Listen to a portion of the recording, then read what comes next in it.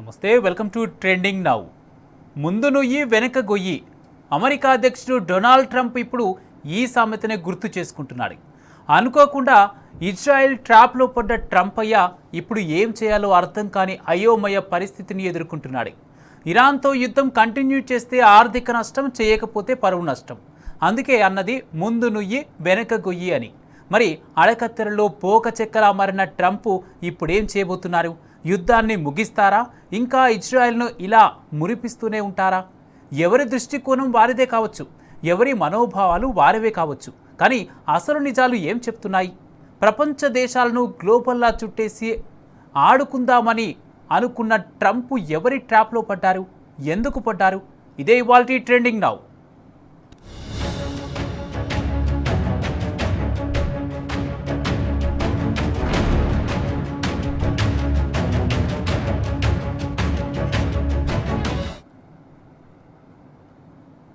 ఇరాన్తో యుద్ధానికి ట్రంపే కారణమా? కాదంటోంది అమెరికా. తమ దేశం యుద్ధాన్ని మొదలు పెట్టలేదని చెప్తోంది.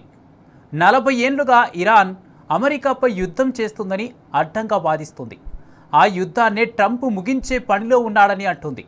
కానీ ఇది కేవలం ఇరాన్పై దాడి మాత్రమే కాదు, ప్రపంచవ్యాప్తంగా ముస్లింలపై, ముఖ్యంగా షియాలపై జరుగుతున్న దాడి అంటూ ఇరాన్ మాటల ఎదురుదాడి చేస్తుంది. అమెరికా సామ్రాజ్యవాదం హద్దులు దాటుతుందని మండిపడుతుంది. ఇంతకీ ఏది నిజం, ఎవరిది నిజం?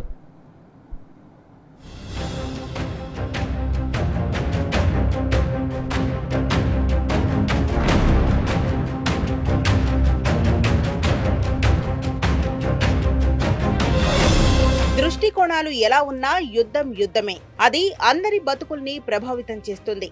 ఎందుకు మొదలైనట్టు, ఎందుకు కొనసాగుతున్నట్టు, ఎందుకు ఆపేయాలని అభ్యర్థిస్తున్నట్టు, ఇంకా కొన్నేళ్లే అని ఎందుకు సమర్థిస్తున్నట్టు, అమెరికా వైఖరిపైనే ఇప్పుడు ప్రపంచ దేశాలు భగ్గుమంటున్నాయి. ట్రంప్ టెంపర్తనంపై విరుచుకుపడుతున్నాయి. నిజానికి దూరపు కొండలు నునుపు అన్నట్టు అమెరికాలో పరిస్థితులు ఏమీ బాగాలేవు. నిరుద్యోగం బాగా పెరిగిపోతోంది. ఆర్థిక పరిస్థితి అంతంత మాత్రం. ట్రంప్ వ్యవహారంపై ప్రజల్లో వ్యతిరేకత పెరుగుతోంది. ఇలాంటి పరిస్థితుల్లోనే ట్రంప్ టెంపర్ చూపిస్తున్నాడు. సాహసం చెయ్యరా డింబక అంటూ ఏదో చేసి తాను హీరో అనిపించుకోవాలని అనుకున్నాడు. ప్రత్యర్థుల నోళ్లు, ప్రజల నోళ్లు మోయించాలని భావించాడు. అందుకే ఈ యుద్ధోన్మాదం.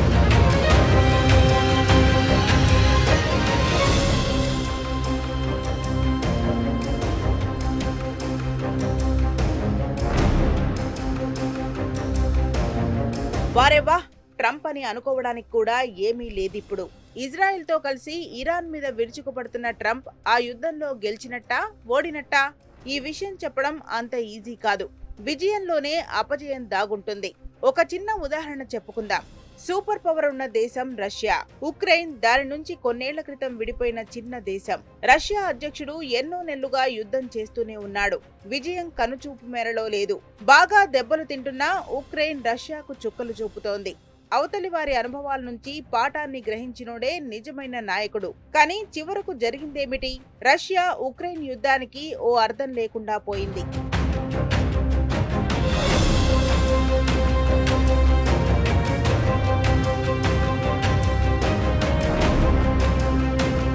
ఇప్పుడు జరుగుతున్న యుద్ధం కూడా అంతే. మొన్నటిదాకా ఇరాన్లో ప్రభుత్వ వ్యతిరేకత తారాస్థాయిలో ఉంది. ధరలు విపరీతంగా పెరిగి ప్రజలు అల్లాడిపోయారు. ఇప్పుడు యుద్ధం వల్ల ఆర్థిక పరిస్థితులు దెబ్బతిన్నాయి. కానీ మెజార్టీ ప్రజలు ఇప్పుడు తమ ప్రభుత్వాన్ని సపోర్ట్ చేస్తున్నారు. అమెరికా అంతే, వియత్నాంలో దెబ్బతిన్నది. చివరాఖరికి ఆఫ్ఘన్ను ఏదో చెయ్యాలని ఏదేదో చేసేసి చేతులు కాల్చుకొని సైలెంట్ గా వెళ్లిపోయింది. ఇప్పుడు ఇరాన్ మాత్రం ఏదో చేయాలనుకుంటుంది, ఏం చేయలేకపోతోంది. కానీ ఇటు చూస్తే పరువు ప్రతిష్టలకు సంబంధించిన అంశం, అటు చూస్తే ఆర్థిక సంక్షోభం. అందుకే ట్రంప్ అయ్యే టెంపర్ తగ్గిపోతోంది. యుద్ధం విషయంలో ఆలోచిస్తానంటున్నాడు. కానీ ఈలోపే జరగాల్సిన నష్టం జరగడం ఖాయం.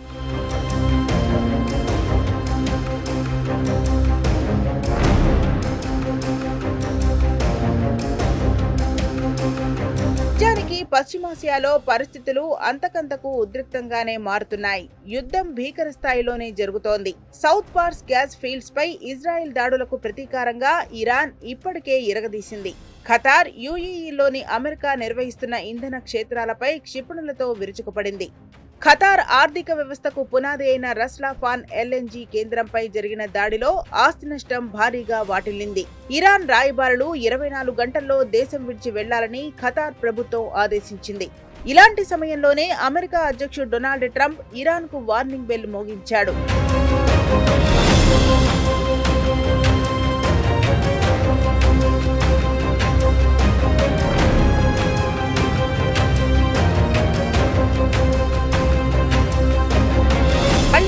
దాడులు జరిగితే ఇరాన్ పై గతంలో మునుపెన్నడూ చూడనంత శక్తితో దాడి చేస్తామని ట్రంప్ హెచ్చరించాడు. పార్స్ గ్యాస్ క్షేత్రం మొత్తాన్ని విధ్వంసం చేస్తామని వార్నింగ్ ఇచ్చాడు. ఇరాన్ శాంతియుతంగా ఉంటే ఇకపై సౌత్ పార్స్ మీద ఎటువంటి దాడులు జరగవని హామీ ఇచ్చారు. తాను ఆ స్థాయి హింస వినాశనాన్ని కోరుకోవడం లేదన్నారు. సౌత్ పార్స్ గ్యాస్ ఫీల్డ్ పై ఇజ్రాయెల్ కోపంతో దాడి చేసిందని, దాని గురించి అమెరికాకు ముందుగా సమాచారం ఇవ్వలేదన్నాడు ట్రంప్. ఇరాన్ చమురు, గ్యాస్ కేంద్రాలపై మరిన్ని దాడులు చేయవద్దని ఇజ్రాయెల్తో పాటు తమ సైన్యానికి స్పష్టం చేశారు. ఇరాన్ ఇంధన నిల్వలపై దాడులు చేస్తే ప్రపంచవ్యాప్తంగా ధరలు విపరీతంగా పెరిగే అవకాశం ఉండటాన్ని దృష్టిలో ఉంచుకుని ట్రంప్ ఈ నిర్ణయం తీసుకున్నట్టు తెలుస్తోంది. దెబ్బ గట్టిగా తగిలితే కానీ ట్రంప్ టెంపర్ తగ్గడం లేదని ఈ విషయం స్పష్టం చేసింది.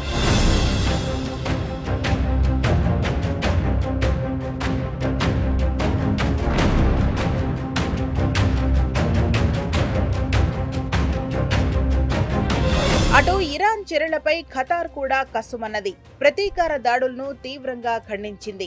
పౌర ప్రాంతాలు, కీలక మౌలిక సదుపాయాలపై విరుచుకుపట్టం అంతర్జాతీయ చట్టాలకు విరుద్ధమని వాదించింది.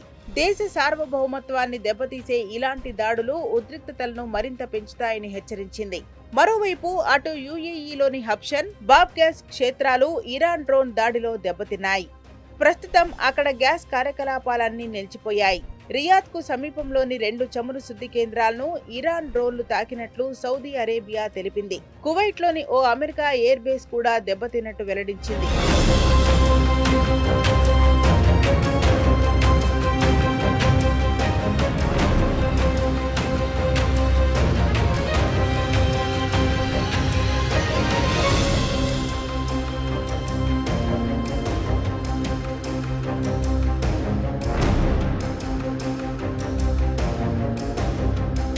ఇటు ఇరాన్ ఇంటెలిజెన్స్ మంత్రి ఇస్మాయిల్ ఖతీబ్ ను హత్య చేయడానికి ప్రతీకారంగా ఇజ్రాయెల్ పై క్లస్టర్ బాంబులతో కూడిన క్షిపణులను ఇరాన్ ప్రయోగించింది. ఈ దాడుల వల్ల వెస్ట్ బ్యాంక్ ప్రాంతంలో మొదటిసారిగా ప్రాణ నష్టం సంభవించింది. బీటవా పట్టణంలో 4 పౌరులు మరణించారు. మధ్య ఇజ్రాయెల్లోని అరబ్ టౌన్ తో పాటు టెల్ అవీవ్లలో 2 క్షిపణులు రక్షణ వ్యవస్థను ఛేదించుకుంటూ నేలతాకాయి.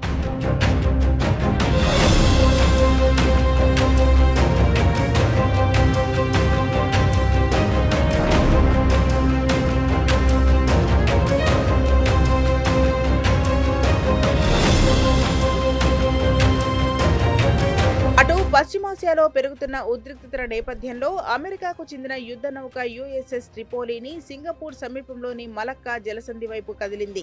మారిటైమ్ ట్రాకింగ్ డేటా ప్రకారం ఈ నౌక సింగపూర్ సమీపంలో కనిపించిందని నిఘా వర్గాలు చెబుతున్నాయి. జపాన్లోని ఒకినావా నుంచి బయలుదేరిన ఈ యుద్ధ నౌక దక్షిణ చైనా సముద్రం మీదుగా ప్రయాణిస్తూ సుమారు గంటలకు 22 మైళ్ల వేగంతో ముందుకు సాగుతోంది. సాధారణంగా యుద్ధ నౌకలు తమ స్థానాన్ని దాచినా రద్దీ సముద్ర మార్గాల్లో భద్రత కోసం ట్రాన్స్పాండర్లను ఆన్ చేస్తారని నిపుణులు చెబుతున్నారు.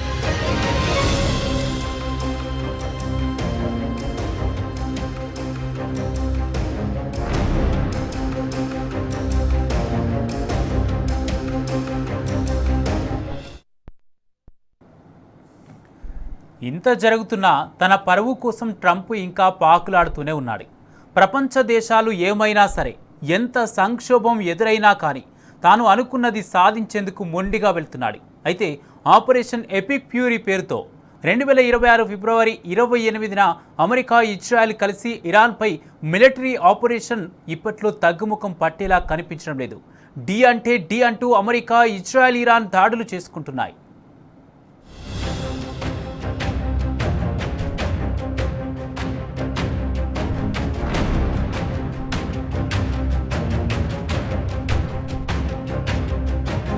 యుద్ధంలో ఎవరూ వెనక్కి తగ్గడం లేదు.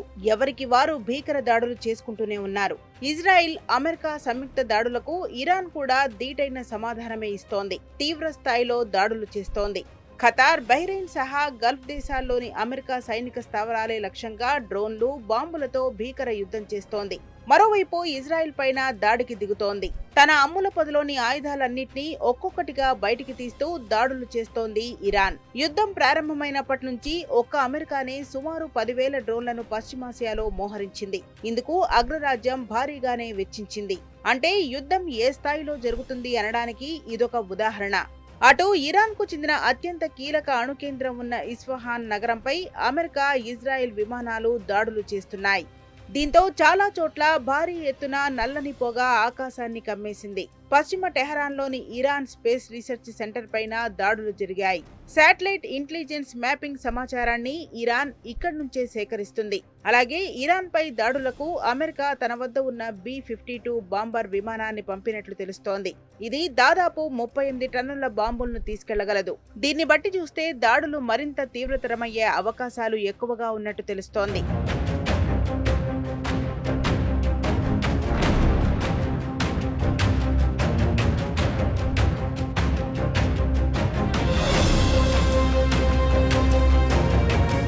యుద్ధం జరుగుతున్న తీరును ఒకసారి గమనిస్తే అంతా చమురు చుట్టూనే తిరుగుతోంది. ఎందుకంటే ఇరాన్ ప్రధాన ఆదాయ వనరు చమురు. గల్ఫ్ దేశాలకు కూడా ఆయిలే ఆధారం. అందులోనూ చాలా దేశాలు తమ అవసరాలకు ఇక్కడి నుంచే చమురు దిగుమతి చేసుకుంటున్నాయి. రష్యా ఆయిల్పై అమెరికా సుంకాలు విధించడంతో గల్ఫ్ దేశాలపైనే అధికంగా ఆధారపడాల్సిన పరిస్థితి. అయితే యుద్ధం వల్ల హర్ముజ్ జలసంధిని మూసేయడంతో గల్ఫ్ దేశాల నుంచి ఎగుమతులు ఆగిపోయాయి. దీంతో హర్ముజ్ కి ఇరువైపులా వందలాది నౌకలు నిలిచిపోయి ప్రపంచ దేశాలు చమురు కొరతను ఎదుర్కొంటున్నాయి. ఆర్థికంగా నష్టం జరుగుతున్నా అమెరికాపై ఒత్తిడి పెంచాలనే వ్యూహంతోనే టెహరాన్ ఈ కఠినమైన నిర్ణయం తీసుకుందనేది స్పష్టంగా అర్థం చేసుకోవచ్చు.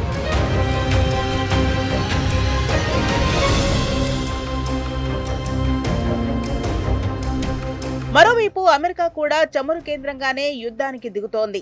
ఎందుకంటే చమురు బలాన్ని అడ్డుకుంటే ఇరాన్ దిగువస్తుందని అమెరికా భావిస్తోంది.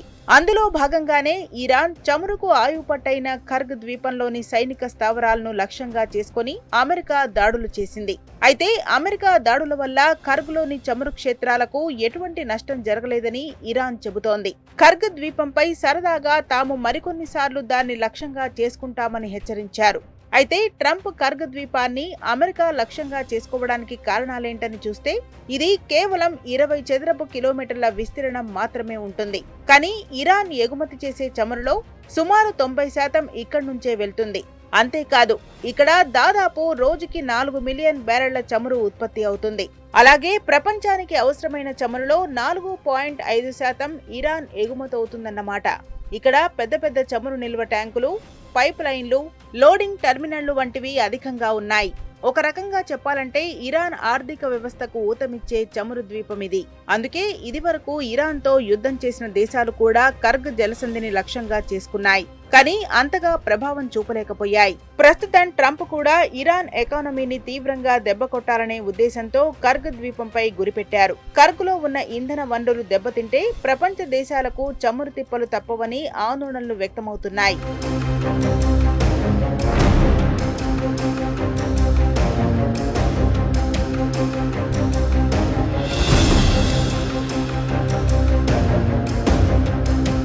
ఇప్పటికే హర్ముజ్ జలసంధికి ఇరాన్ మూసివేతతో ప్రపంచ దేశాలు తీవ్రమైన ఇంధన కొరతను ఎదుర్కొంటున్నాయి. ఈ నేపథ్యంలోనే ట్రంప్ కీలక వ్యాఖ్యలు చేశారు. త్వరలోనే హర్ముజ్ జలసంధికి స్వేచ్ఛ లభిస్తుందన్నారు.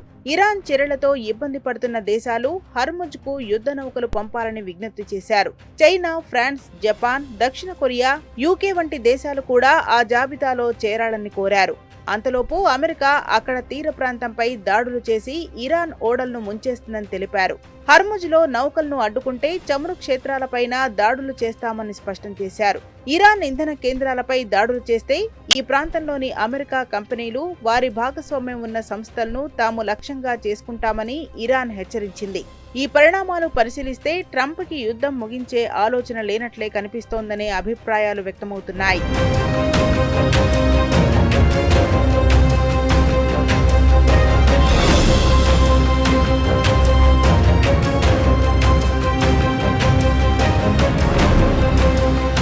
అమెరికా ఇజ్రాయెల్తో చేస్తోన్న యుద్ధాన్ని ముగించేందుకు ఇరాన్ 3 షరతులు విధించింది.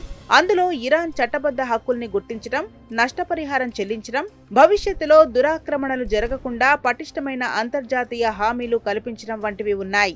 వీటితో పాటు యుద్ధం ఆపడం తమ చేతుల్లో ఉందంటే తమ చేతుల్లో ఉందని అమెరికా, ఇరాన్ పోటాపోటీ వ్యాఖ్యలు చేసుకుంటున్నాయి. ఇలా పశ్చిమాసియాలో యుద్ధం రోజురోజుకు మలుపు తిరుగుతోంది. జరుగుతున్న పరిణామాలు బట్టి చూస్తే యుద్ధం ఇంకా ఎన్ని రోజులు కొనసాగుతుందనేది $1 మిలియన్ ప్రశ్న.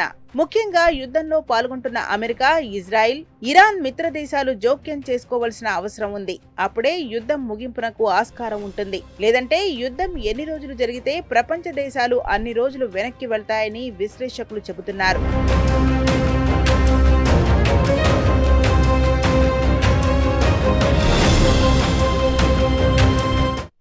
ఇరాన్ సైనిక శక్తిని నాశనం చేయాలని ఇజ్రాయిల్ పట్టుబడుతుంది. ఇరాన్ అణ్వాయుధాలు తయారు చేయకుండా ఉండాలని అమెరికా పట్టుబడుతుంది. తమ సుప్రీం లీడర్ను చంపినందుకు ఆ 2 దేశాలను వదలమని, నాశనం చేస్తామని ఇరాన్ అంటుంది. అమెరికా సైనిక స్థావరాలపై ఇరాన్ ఇప్పటికే దాడులు చేస్తుంది. దీంతో యుద్ధం ఇప్పట్లో ముగిసే అవకాశాలు కనిపించడం లేదు. కానీ ఈ పరిణామాలు ప్రపంచ దేశాలపై ఎలా ఉంటాయి, ఎలాంటి ప్రభావాన్ని చూపించబోతున్నాయి? ఇరాన్పై అమెరికా, ఇజ్రాయెల్ దాడులకు ప్రతిదాడిగా గల్ఫ్ దేశాలపై ఇరాన్ విరుచుకుపడుతుంటే, ఆయా దేశాల్లో ఉన్న అమెరికా సైనిక స్థావరాలే లక్ష్యంగా చేసుకుని చెలరేగుతుంటే గల్ఫ్ దేశాలపై పరిస్థితులు ఏం చెబుతున్నాయి?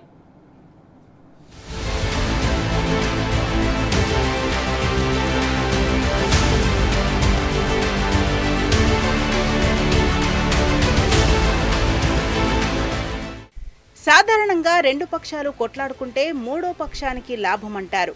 కానీ అందుకు భిన్నంగా గొడవతో ఏమాత్రం సంబంధం లేని 3వ పక్షానికే దెబ్బలు పడితే, పశ్చిమాసియాలో జరుగుతున్న యుద్ధంలో గల్ఫ్ దేశాల పరిస్థితి ఇలానే ఉంది.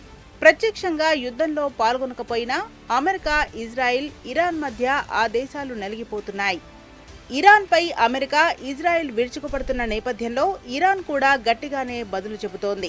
గల్ఫ్ దేశాల్లో ఉన్న అమెరికా సైనిక స్థావరాలే లక్ష్యంగా టెహ్రాన్ తీవ్రంగా దాడులు చేస్తోంది. వాటిని ధ్వంసం చేయడానికి వందల సంఖ్యలో డ్రోన్లు, క్షిపణులను ప్రయోగిస్తోంది. ముఖ్యంగా చమురు ఉత్పత్తి కేంద్రాలు, రిఫైనరీలతో పాటు నౌకలను ఇరాన్ లక్ష్యంగా చేసుకోవడం ఆ దేశాలను కలవరపెడుతోంది. మరి గల్ఫ్ దేశాలకు జరుగుతున్న నష్టమెంత? ఇప్పటికిప్పుడు యుద్ధం ఆగిపోయినా గల్ఫ్ కంట్రీస్ లో సాధారణ పరిస్థితులు రావడానికి ఎంత సమయం పడుతుంది? ఆయా దేశాలు ఎదుర్కొన్న సమస్యలేంటన్నదే ప్రపంచ దేశాలను వణికిస్తున్నాయి.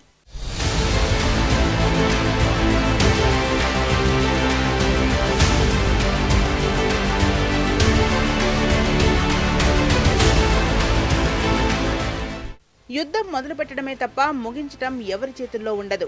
అందులోనూ అది ఎంతటి విధ్వంసానికి దారితీస్తుందో ప్రత్యేకంగా చెప్పనవసరం లేదు. అందుకు అమెరికా, ఇజ్రాయిల్, ఇరాన్ యుద్ధమే ప్రత్యక్ష ఉదాహరణ. చూస్తుంటే పశ్చిమాసియాలో రాజుకున్న అగ్గి ఇప్పట్లో చల్లారేలా లేదు.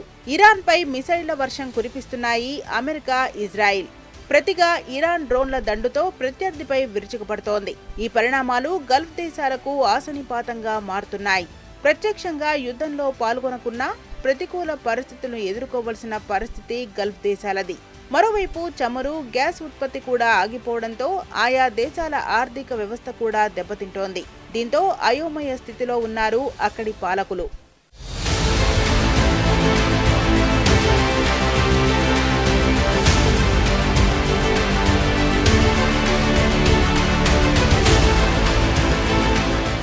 యుద్ధం మొదలై 3 వారాలవుతోంది. ఇంకా ఇరుపక్షాలు దాడులను తీవ్రతరం చేసుకుంటూనే ఉన్నాయి. మొదటి రోజే ఇరాన్ సుప్రీం లీడర్ ఖమేనీని హతమార్చి టెహ్రాన్కి చెక్ పెట్టొచ్చని భావించిన అమెరికాకు భంగపాటు ఎదురైంది. ఇరాన్ తీవ్రస్థాయిలో ప్రతిఘటించడాన్ని అగ్రరాజ్యం ఊహించలేకపోయింది. ఫలితంగా పశ్చిమాసియా రావణ కాష్టంలా మారింది.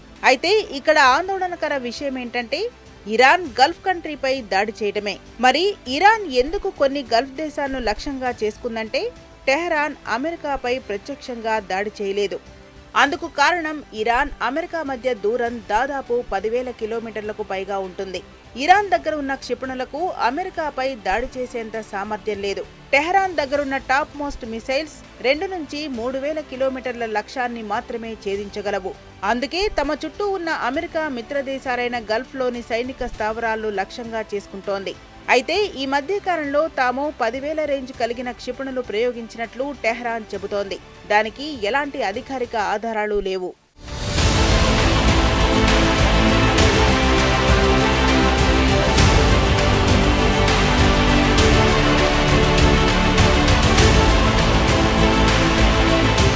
సుమారు 1000 కిలోమీటర్ల దూరంలో ఉన్న ఇజ్రాయెల్పై కూడా డ్రోన్లతో విరుచుకుపడుతోంది.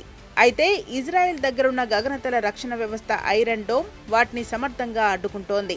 కాబట్టి గల్ఫ్లోని ఖతార్, బెహ్రెయిన్, కువైట్లోని అమెరికా సైనిక స్థావరాలపైన డ్రోన్లు, క్షిపణులతో ఇరాన్ విరుచుకుపడుతోంది. ఎందుకంటే అమెరికా ప్రాంతీయ భద్రతా చట్టంలో భాగంగా అవి అగ్రరాజ్య స్థావరాలకు ఆతిథ్యమిస్తున్నాయి. అందులో భాగంగా గల్ఫ్ దేశాల్లో 8 శాశ్వత సైనిక స్థావరాలున్నాయి. 11 ఇతర కీలక సైనిక యూనిట్లు ఉన్నాయి. మొత్తంగా 19కి పైగానే సైనిక స్థావరాలు ఉన్నాయి. ఇవన్నీ పశ్చిమాసియా అంతటా నిఘా కార్యకలాపాలు, నౌకాదళ మోహరింపులు, యుద్ధ విమానాల ప్రయాణాలకు వీలు కల్పిస్తున్నాయి. వీటి ఆధారంగానే తమపై అమెరికా, ఇజ్రాయెల్ దాడులు చేసిందనేది ఇరాన్ వాదన. అందుకే వాటిని లక్ష్యంగా చేసుకుని టెహ్రాన్ దాడులకు దిగుతోంది. యుద్ధంలో గల్ఫ్ దేశాలు లక్ష్యంగా మారడానికి ప్రధానంగా 3 కారణాలున్నాయి. భౌగోళిక స్థానం, ఇంధన వనరులు, అంతర్జాతీయ రాజకీయాలు. ఈ గల్ఫ్ దేశాలు ప్రపంచ చమురు ఉత్పత్తిలో కీలక పాత్ర పోషిస్తున్నాయి. అందుకే ఈ ప్రాంతాలను ప్రభావితం చేయడం ద్వారా ప్రపంచ ఆర్థిక వ్యవస్థపై ప్రభావం చూపడం సులభమవుతుంది.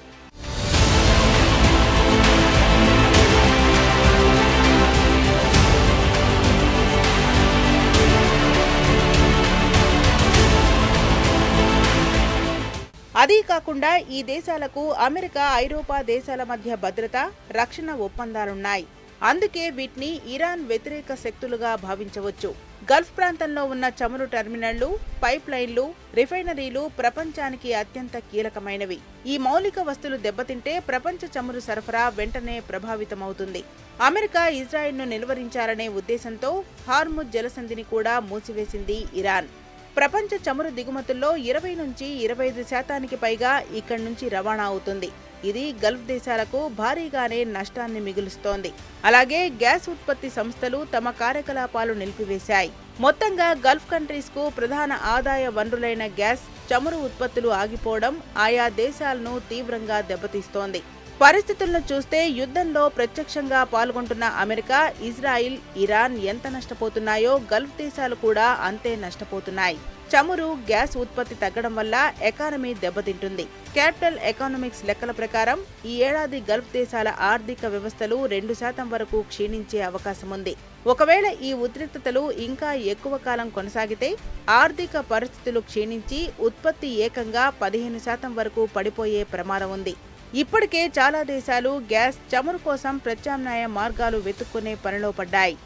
ఇరాన్, లెబనాన్, యుఏఈ, యెమెన్ వంటి దేశాలకు చమురే ప్రధాన వనరు. ఈ దేశాల చమురు ఎగుమతుల్లో మెజార్టీగా భారత్, చైనాలే దిగుమతి చేసుకుంటున్నాయి. చమురు ఎగుమతి తగ్గిపోతే ద్రవ్య వినిమయం తగ్గిపోతుంది. అందుకే యుద్ధం కొనసాగితే భారత్కు తీవ్ర నష్టం వాటిల్లవచ్చు. యుద్ధం చేస్తున్న దేశాలు తమ ఆయుధ సంపత్తిని బాణసంచాలా కాల్చేస్తున్నారు. దీంతో మౌలిక వస్తువుల ఏర్పాటు తగ్గిపోతోంది. వాణిజ్యం దెబ్బతింటుంది. ఉత్పత్తి క్షీణిస్తుంది. ప్రాణనష్టం కూడా జరగవచ్చు. దీంతో తీవ్ర నష్టాన్ని చవిచూసే అవకాశముంది.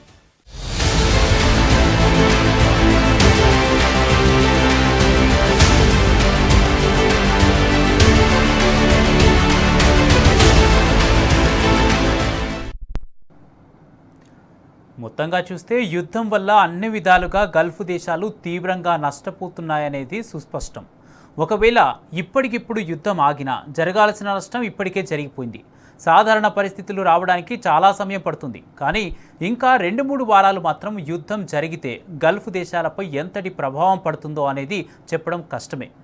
ఒక రకంగా చెప్పాలంటే పశ్చిమాసియాలోని యుద్ధ జ్వాలల సెగకు గల్ఫ్ దేశాలకు పెద్ద ఎదురుదెబ్బే. పరోక్షంగా అమెరికాకు నష్టమే. ఇది ఇవాల్టి ట్రెండింగ్ నౌ. నమస్తే.